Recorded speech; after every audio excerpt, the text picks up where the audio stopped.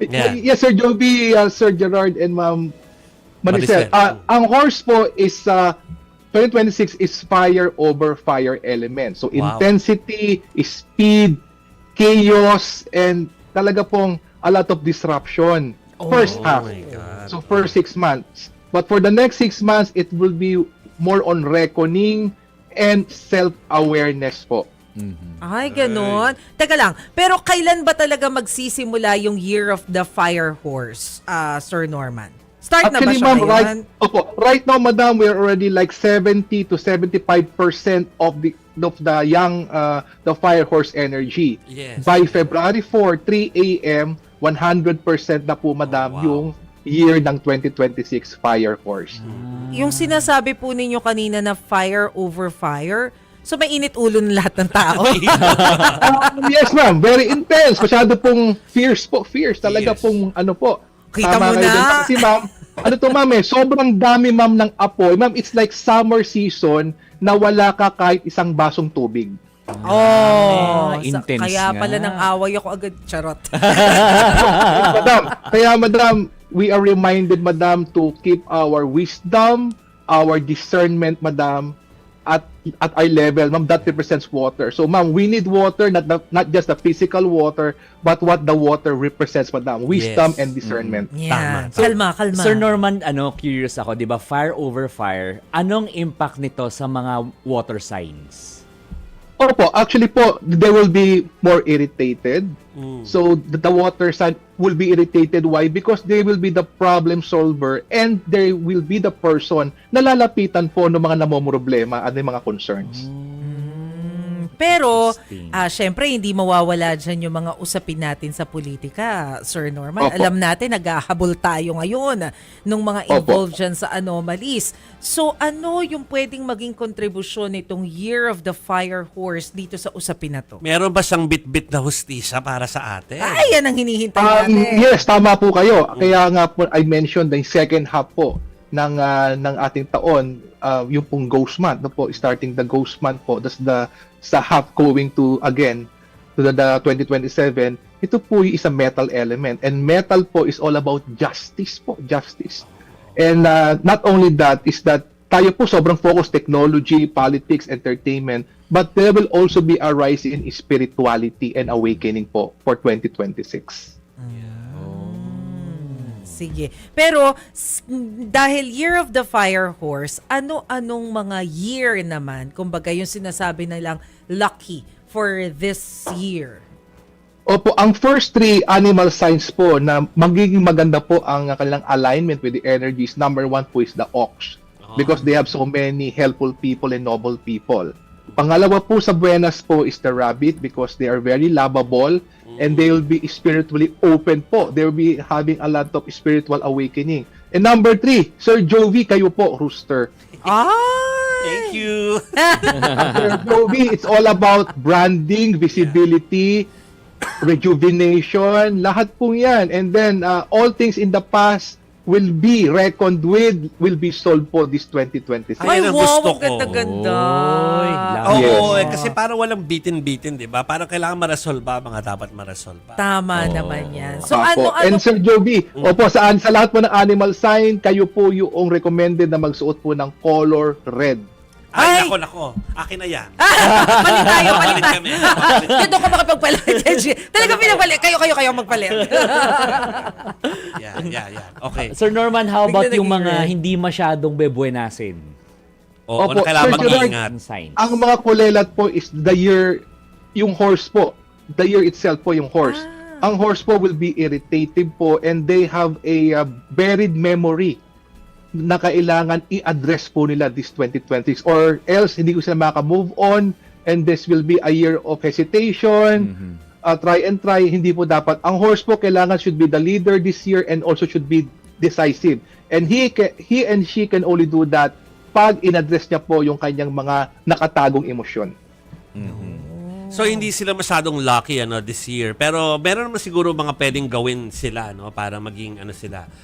At least hindi hindi sobrang malas naman. Opo, I would recommend po yung po sa horse, sa tiger naman po, ang horse po pang 10 sa kulelat, followed by number 11 po yung pong tiger. Ang tiger naman po, iwas naman po sa man-made calamities, yan po mga rally, ang uprising, kudeta. Baha. Baka po is part naman po sa natural disaster. Oo, Opo, correct. baha, of course, baha. Yes. Natural disasters po, mga eruptions, yan po. So, ingat po ang tiger dyan. And of course po, ang pinakakulelat po is the rat. So, Sir Jovin, nabanggit nyo, anong gagawin?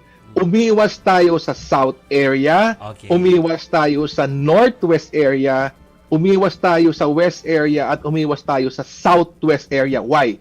Ang south area po is the most challenging sector kasi po meron tong 5 evils or 5 yellow. Betrayal, misfortune, tragedy, illness, accident. So para po siyang sa wifi, parang dead spot po siya. Oo. Ang northwest naman po is all about worry and sickness. Kung nagdudoon ka, starting February 4, the likelihood of you getting sick and overthinking and getting worried, mas mataas po yung probability.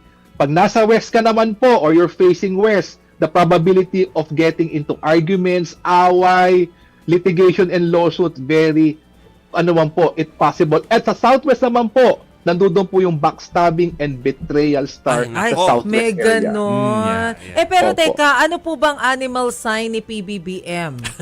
Siya po ay born in the year of the rooster and also the month of the rooster.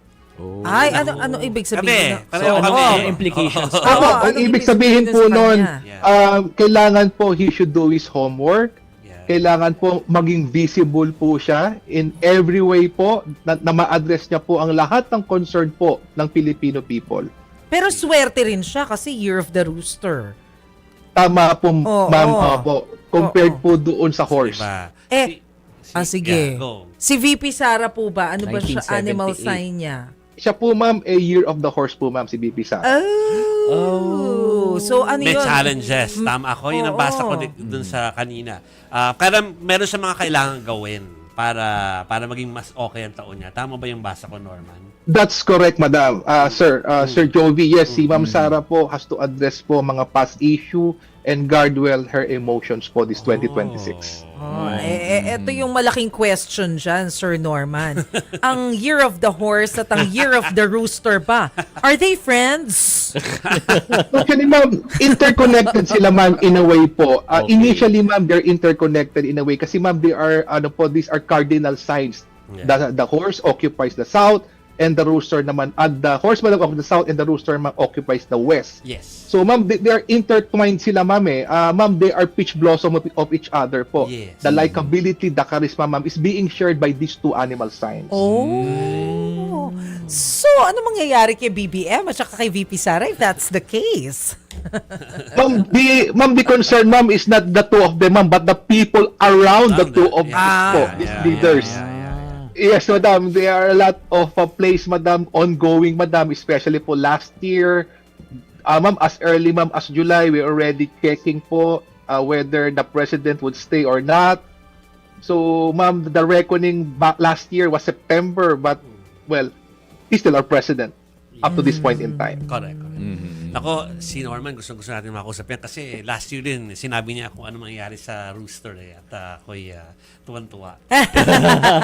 At parang okay naman din talaga nung taon na to. No? So, yun ang importante no? Parang yung mga sinasabi ng mga Southwest kayo na saka yung mga lugar-lugar ni Norman, ako isa puso niyo po. Walang mawawala parang Yes. okay naman talaga na anuhin natin to, maging gabay. Okay. Norman, saan ka namin mahanap? Sir Jovi, Sir Gerard, you can look for me po sa Wow Feng Shui po sa Yes. FB page ko po. Gabi-gabi po, araw-araw, nag-share po tayo ng backing. It's all about pray, wish, manifest po. Pagising ng umaga, bago hawakan ng cellphone, kailangan lahat po tayo i-increase ang ating spirituality. I know meron tayong onset of high-tech, everything is high-tech, pero kailangan po, back to basics po, magdasal po tayo ulit, pray, wish, manifest. Norman, thank you. Thank you very much. Salamat. Thank you, Sir Happy Jeremy. New Year. Thank you. Happy New Year po, Sir Happy New Gerard. Year. Thank you so Happy New Year. much. See you again.